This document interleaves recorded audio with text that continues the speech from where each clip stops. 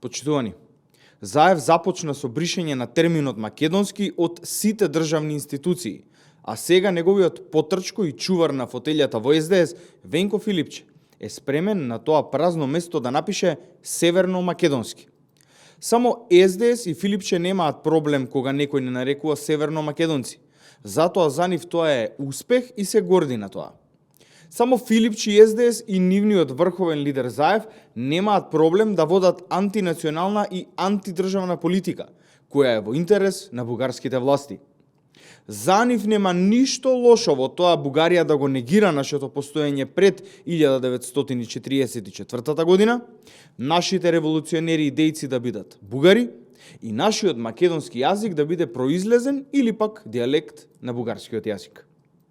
Само Филипче и СДС повикуваат на уставни измени кои се првиот чекор од сетот барања кои самата Бугарија, односно незините власти, јасно кажаа дека ќе ги имаат. Филипче и СДС се на иста линија со Бугарија. Ставовите им се исти, барањата им се исти. Уценетиот Филипче молчи и не одговара за што е уценет од група на бугарски политичари. Дали во уцената е вмешан и Зоран Заев? Филипче треба да се вразуми и да ги штити македонските, а не бугарските интереси.